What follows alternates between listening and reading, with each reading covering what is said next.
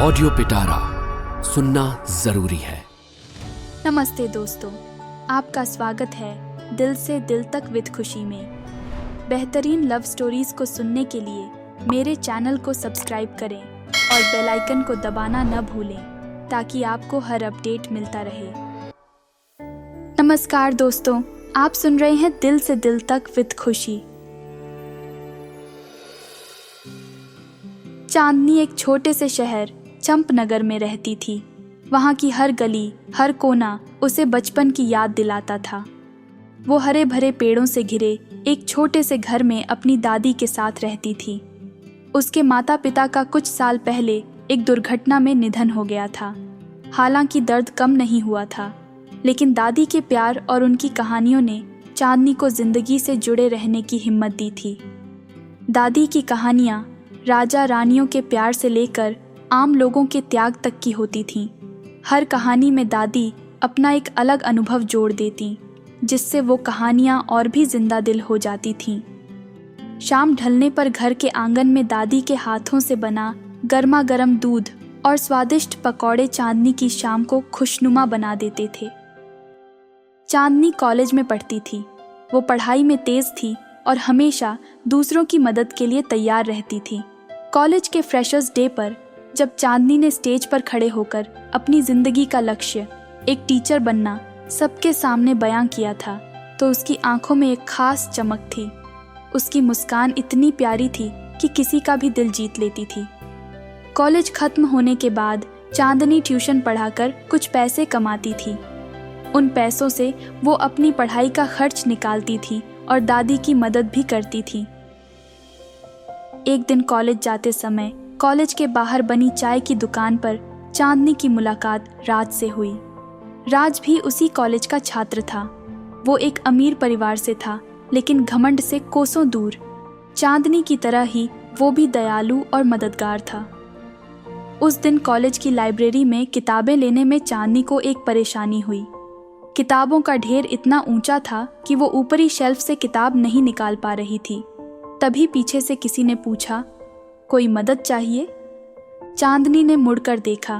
एक हंसता हुआ लड़का सामने खड़ा था। उसने जवाब दिया, हाँ, थोड़ी दिक्कत हो रही है। लड़के ने हंसते हुए कहा, कोई बात नहीं, मैं निकाल देता हूँ। वो लड़का किताब निकालकर चांदनी को देता है। चांदनी ने धन्यवाद दिया और उसका नाम पूछा। राज, लड़के ने जवाब दिया। और तुम? चांदनी, उसने मुस्कुराते हुए कहा। बस यही उनकी पहली मुलाकात थी। कुछ दिनों बाद कॉलेज कैंटीन में दोबारा उनकी मुलाकात हुई। राज ने चांदनी को देखा और मुस्कुराकर हाथ हिलाया। चांदनी भी मुस्कुराकर जवाब देती है और खाली सीट पर बैठ जाती है। राज उसके पास आता है और पूछता है, कोई दिक्कत नहीं है ना अगर मैं यहाँ बैठ जाऊँ? नहीं नहीं, बिल्कुल बैठो, चांदनी ने कहा। दोनों बातें करने लगते हैं। पहले तो उनकी बातचीत बस कॉलेज के काम या किसी मदद के बारे में होती थी। चांदनी को पता चला कि राज हिस्ट्री का स्टूडेंट है और पुराने किलों और इमारतों के बारे में बहुत कुछ जानता था। वो उसे अक्सर कॉलेज के बाहर बनी चाय की दुकान पर बुलाता और वहाँ बैठकर उसे हिस्ट्री की रोचक कहानियाँ सुनाता। चांदनी को राज की ये कहानियाँ बहुत पसंद आती थीं। वो राज की बातों में खो जाती थी। धीरे धीरे उनकी मुलाकातें बढ़ने लगीं। दोनों को एक दूसरे की संगत अच्छी लगने लगी। वे कॉलेज कैंटीन में साथ खाना खाते, लाइब्रेरी में घंटों बिताते और शाम को पार्क में टहलते हुए जिंदगी के ख्वाबों को बांटते। राज को चांदनी की सादगी और पढ़ाई के प्रति उसका जुनून पसंद था। वो चांदनी को देखकर अक्सर सोचता था कि काश उसका बचपन भी चांदनी की तरह खुले आसमान और हरे भरे पेड़ों के बीच बीता होता। चांदनी को राज की सादगी और दूसरों की मदद के लिए हमेशा तैयार रहना अच्छा लगता था। वो राज के साथ खुद को सेफ महसूस करती थी। वो राज से अपनी परेशानियां भी शेयर करने लगी थी। राज हमेशा चांदनी की बातों को ध्यान से सुनता था और उसे हर मुश्किल से निकलने में मदद करता था। एक शाम पार्क में टहलते हुए राज ने चांदनी से पूछा, चांदनी, तुम बचपन में कैसी थी? चांदनी मुस्कुराई और बोली, मैं बहुत शरारती थी। पूरे मोहल्ले में मेरा ही नाम चलता था। पेड़ों पर चढ़ना, नदी में नहाना, ये सब मेरे रोज के काम थे। राज हंसते हुए बोला, अब तो तुम बहुत समझदार हो गई हो। चांदनी ने हंसते हुए कहा, समझदार तो बनना ही पड़ा ना, वरना दादी को मुझसे कितनी परेशानी होती। दोनों हंसते हुए आगे चल पड़े। शाम ढल रही थी। आसमान में सूरज लाल हो रहा था। पार्क में सन्नाटा छाया हुआ था। सिर्फ हवाओं की सरसराहट सुनाई दे रही थी। राज ने अचानक रुककर चांदनी की तरफ देखा और पूछा, चांदनी, तुम मेरे बारे में क्या सोचती हो? चांदनी उसकी आंखों में देखकर थोड़ा घबरा गई। उसने जवाब दिया, तुम अच्छे दोस्त हो राज। राज ने मुस्कुराते हुए कहा, सिर्फ दोस्त? तुम्हारे लिए मैं कुछ खास नहीं हूं? चांदनी कुछ जवाब नहीं दे पाई, मानो जैसे उसकी जुबान पर ताला लग गया था। वो राज की आंखों में अपने दिल की बात पढ़ पा रही थी। उसका दिल भी राज के लिए धड़कने लगा था, लेकिन उसे ये एहसास अभी भी नया था। वो इसे प्यार कहना नहीं चाहती थी। राज ने चांदनी की खामोशी को समझ लिया। वो बोला, कोई बात नहीं चांदनी, टेक योर टाइम, लेकिन ये जान लो कि मैं तुम्हें पसंद करता हूँ। चांदनी ने धीमी आवाज में जवाब दिया, मुझे भी तुम्हारा साथ अच्छा लगता है राज। राज ने चांदनी का हाथ अपने हाथ में ले लिया। चांदनी ने हाथ छुड़ाने की कोशिश की, लेकिन राज ने उसका हाथ मजबूती से पकड़ लिया। राज ने धीरे से कहा, चांदनी, तुम मेरी गर्लफ्रेंड बनोगी? चांदनी ने राज की आंखों में देखा। उसकी आंखों में प्यार का सागर लहरा रहा था। उसके दिल में भी राज के लिए प्यार का एहसास उमड़ रहा था। वो यह कबूल करना चाहती थी, लेकिन कुछ रोक रहा था। कुछ देर की खामोशी के बाद चांदनी ने धीमी आवाज में कहा, राज, मुझे थोड़ा वक्त चाहिए। राज थोड़ा निराश हुआ, लेकिन उसने चांदनी को समझा। वो बोला, ठीक है चांदनी, लेकिन जल्दी बताना, मैं तुम्हारे इंतज़ार में रहूँगा। चांदनी ने सिर हिलाकर हामी भरी। दोनों हाथ पकड़े हुए वहीं कुछ देर खड़े रहे। फिर राज ने चांदनी को घर छोड़ दिया। चांदनी के मन में खलबली मची हुई थी। उसे ये एहसास था कि राज के साथ उसे सच्चा प्यार मिला है, लेकिन उसे डर था। राज एक अमीर घराने से था, जबकि वो एक साधारण परिवार से ताल्लुक़ रखती थी। वो जानती थी कि समाज में प्यार से ज़्यादा रुतबा मायने रखता है। क्या राज का परिवार उनके रिश्ते को स्वीकार करेगा? पूरी रात चांदनी सो नहीं पाई। उसने अपने और राज के भविष्य के बारे में सोचा। क्या उनका प्यार समाज की दीवारों को तोड़ पाएगा? इन सवालों का जवाब उसे नहीं मिल रहा था। अगले दिन कॉलेज में राज ने चांदनी को देखा और मुस्कुराया। चांदनी भी मुस्कुराई, लेकिन उसकी मुस्कान थोड़ी अधूरी थी। राज चांदनी की आंखों में कल रात की उलझन को देख समझ गया। दोनों कुछ देर साथ चले। राज ने पूछा, सोच लिया चांदनी? चांदनी ने गहरी सांस ली और कहा, राज, मुझे तुम्हारे प्यार पर यकीन है, लेकिन राज ने बीच में ही उसकी बात काट दी। लेकिन क्या चांदनी? चांदनी ने हिम्मत जुटाकर कहा, राज, हम दोनों अलग दुनिया से हैं। तुम्हारे घर वाले हमारे रिश्ते के लिए नहीं मानेंगे। राज ने मुस्कुराते हुए कहा, चांदनी, प्यार किसी जाति या गरीबी अमीरी को नहीं देखता। प्यार तो दिलों का मिलना होता है, और मेरा दिल तो सिर्फ तुम्हारे लिए ही धड़कता है। चांदनी ने राज की आंखों में देखा।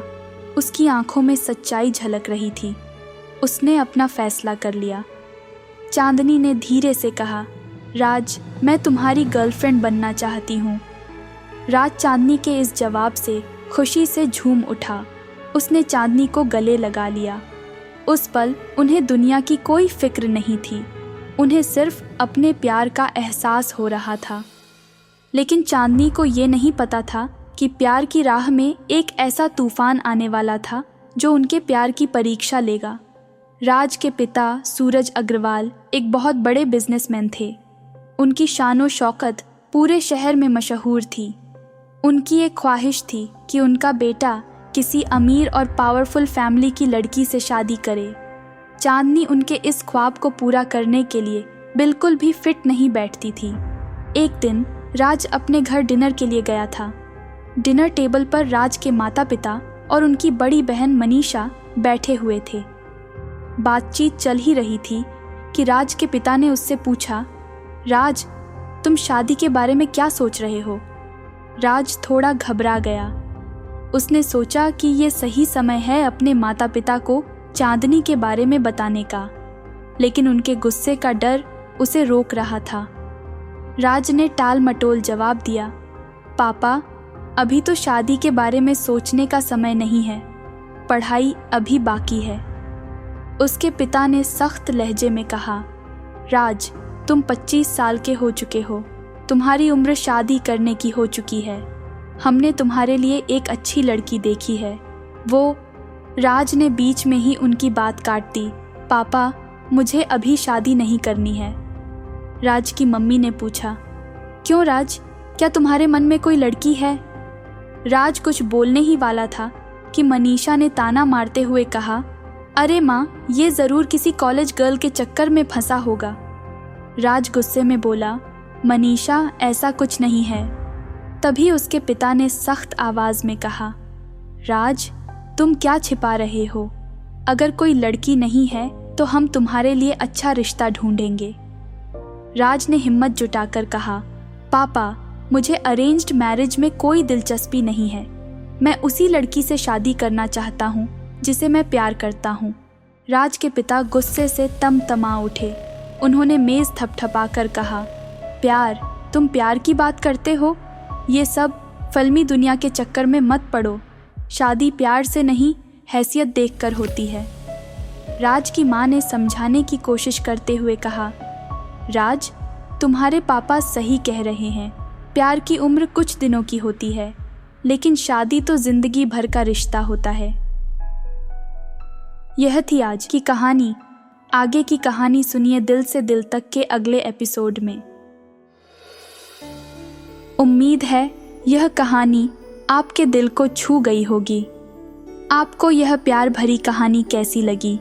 कमेंट और रेट करके मुझे ज़रूर बताएं और अपने दोस्तों के साथ इसे ज़रूर शेयर करें। अगर आपके पास भी ऐसी प्यार की कहानी है तो मुझे शेयर करें podcast@audiopitara.com पर, और मेरे साथ जुड़े रहने के लिए फॉलो और सब्सक्राइब करें। दिल से दिल तक with Khushi, available in all major audio streaming platforms.